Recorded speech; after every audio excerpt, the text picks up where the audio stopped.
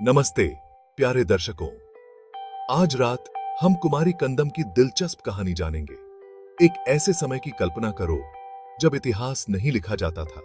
एक ऐसे समय की जब शक्तिशाली राजा और उन्नत सभ्यताएं हुआ करती थीं। यह कुमारी कंदम का समय था, एक खोया हुआ महाद्वीप जो समुद्र में डूब गया।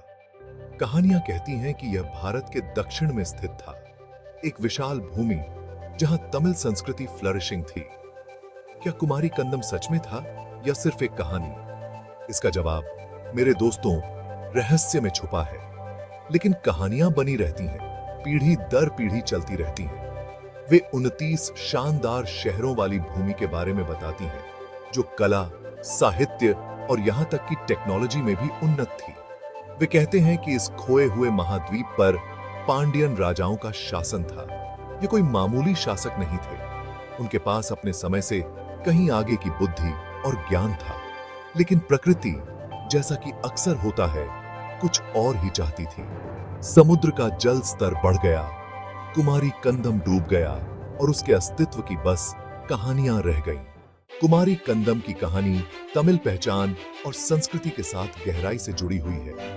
प्राचीन तमिल साहित्य इस खोई हुई भूमि के संदर्भों से भरा है। ये ग्रंथ जैसे सिलप्पतिकारम समुद्र में डूबी हुई भूमि के बारे में बताते हैं।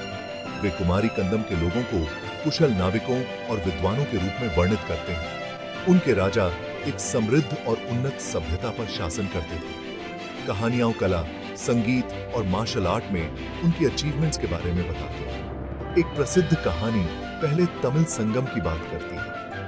यह संगम कुमारी कंदम में मौजूद था। यह एक ऐसी जगह थी जहां ज्ञान फ्लरिशिंग था। कुमारी कंदम की आत्मा इन कहानियों में जीवित है।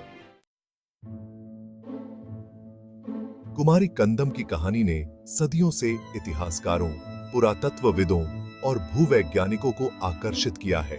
कुछ का मानना है कि समुद्र के जल स्तर में वृद्धि शायद पिछले हिमयुग के बाद ग्लेशियर्स के पिघलने के कारण उस क्षेत्र में एक भूभाग जलमग्न हो गया होगा। दूसरे भारत के तट पर प्राचीन अंडर वाटर स्ट्रक्चर्स की खोज की ओर इशारा करते हैं। क्या ये खोए हुए महाद्वीप के अवशेष हो सकते हैं? सबूत इनकंक्लूसिव हैं, लेकिन संभावना टैंटलाइजिंग है। भाषा विज्ञान के अध्ययन भी दिलचस्प सुराग प्रदान करते हैं। तमिल भाषा अपनी अनूठी संरचना और शब्दावली के साथ सबसे पुरानी जीवित शास्त्रीय भाषाओं में से एक मानी जाती है। क्या इसकी एंटिक्विटी और यूनिकनेस कुमारी कंदम जैसी खोई हुई सभ्यता में उत्पत्ति की ओर इशारा करते हैं? हालांकि ठोस सबूत इल्यूसिव बने हुए हैं, कुमारी कंदम की खोज जारी है। हर नई खोज, हर एंशिएंट टेक्स्ट डिसाइफर हमें इस प्राचीन रहस्य को समझने के करीब लाती है। हालांकि समय के साथ यह एक रहस्य बना हुआ है। कुमारी कंदम लाखों लोगों, खासकर दुनिया भर के तमिलों के दिलों और दिमागों में एक पावरफुल जगह रखता है। यह उनकी विरासत का प्रतीक है, उनकी संस्कृति की एंटिक्विटी और रिचनेस का प्रमाण है। यह कहानी न केवल विद्वानों के डिबेट्स में, बल्कि कला, संगीत और पॉपुलर कल्चर में भी जीवित है। यह प्रेरणा के स्रोत के रूप में कार्य करता है, एक शानदार अतीत की याद दिलाता है और तमिल विरासत को संरक्षित और सेलिब्रेट करने का आह्वान करता है। कुमारी कंदम की कहानी मानवीय भावना के साथ गहराई से जुड़ी हुई है। यह खोई हुई सभ्यताओं के प्रति हमारे आकर्षण, अतीत से हमारे जुड़ाव और अपनी दुनिया के रहस्यों को समझने की हमारी इच्छा को दर्शाता है। तो क्या कुमारी कंदम सच में था? इसका जवाब मेरे दोस्तों आज भी इल्यूसिव है। हो सकता है कि यह एक वास्तविक जगह थी जो समय और समुद्र की गहराई में खो गई, या हो सकता है कि यह एक पावरफुल मेटाफोर हो, एक सभ्यता की एंड्योरिंग स्पिरिट का प्रमाण।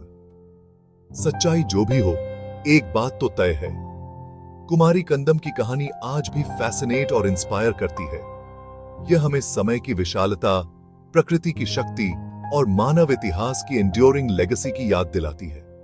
और इसके साथ ही हम कुमारी कंदम के अपने एक्सप्लोरेशन के अंत में आते हैं। लेकिन जवाब की तलाश, ज्ञान की तलाश जारी है। कौन जानता है कि भविष्य क्या राज रखता है? कौन से रहस्य अनसुलझे हैं। अगली बार तक एक्सप्लोरिंग करते रहें, क्वेश्चनिंग करते रहें और खोज की भावना को जीवित रखें।